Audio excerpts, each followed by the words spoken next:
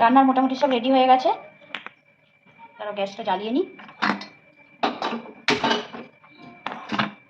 এই দেখো যে মশলাটা বেটেছিলাম, এই মশলাটা। আচ্ছা, এই যে এইটার মধ্যে আছে তোমার জিরের গুঁড়ো, হলুদ গুঁড়ো, ধনে গুঁড়ো আর লঙ্কা গুঁড়ো।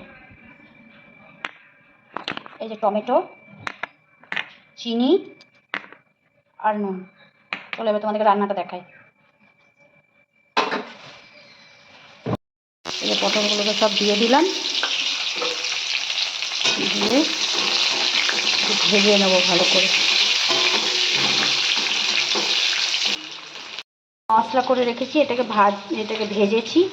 এর মধ্যে তোমার গোটা গরম মশলা আছে, আদা রসুন আর ওই পটলের বীজগুলোকে বার করেছিলাম সেগুলোকেও বেটেছি, বেটে সেইগুলোকেও বার করেছি, করে ভেজেছি। ভেজে এই যে ঠান্ডা হতে দিয়েছি, এর ভেজে নিয়েছি সব, ঠান্ডা হোক, দিয়ে এগুলোকে মিক্সিতে বেটে নেব। দেখো পটল ভাজা হয়ে গেছে, পটলগুলো পুরো ভাজা হয়ে গেছে। জ্বালাইনি, গোটা জিরেটা দিয়ে দিয়েছি প্রথমে।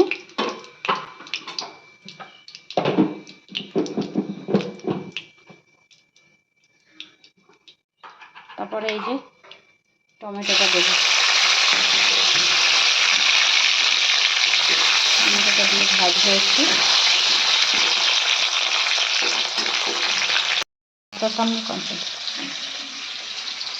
এবারে এই যে মশলাটা এটা দিয়ে দেবো। এটা ভেজে তারপর বেটে নিয়েছি, ভালো করে এটা দিয়ে দেবো। তারপরে এই দেখো এই মশলাটা গুলে রেখেছিলাম, জিরে, তারপর তোমার ধনে, হলুদ আর হ্যাঁ ব্যাস, আর কিছু নেই। আর লঙ্কা গুঁড়ি আমি অল্প দিয়েছি একটু কালার হওয়ার জন্য। এই যে এটা দিয়ে দেবো এবার দিয়ে দিই।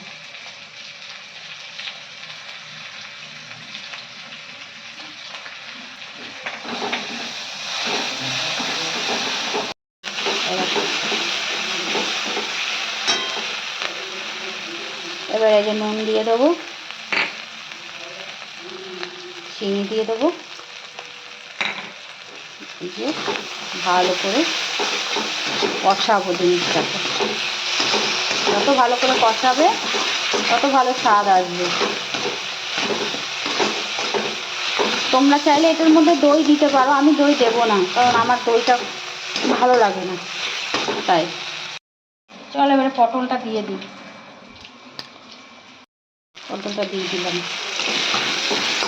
এইবারে এই পটলটা দিয়ে ভালো করে নাড়াচাড়া করতে হবে, ভালো করে ভাজতে হবে সুন্দর করে। সমস্ত পটলের গায়ে মশলাগুলো একদম লাগবে। একঘেয়ে পটল খেতে খেতে আর ভালো লাগছে না, তাই পটলটাকে এইভাবে রান্না করি। এগুলো পটল আমার একটুও ভালো লাগে না, তো কী করবো, পটলটা নিয়ে এসে কিছু তো করতে হবে, তাই এইভাবে একটু রান্না করে দিই। একটু ঢাকা দিয়ে দিই, তারপর তোমাদেরকে দেখাচ্ছি।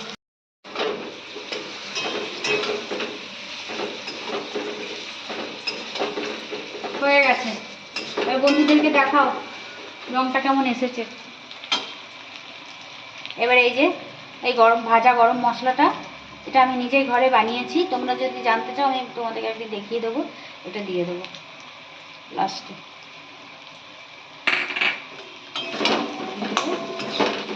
নেড়ে ছেড়ে হয়ে গেল। মনে করে দেখিয়েছো, কমপ্লিট, একদম কমপ্লিট হয়ে গেল। এবারে আমার ভাই সেটাও জিজ্ঞেস করবো। ঠিক আছে, চলো বাই।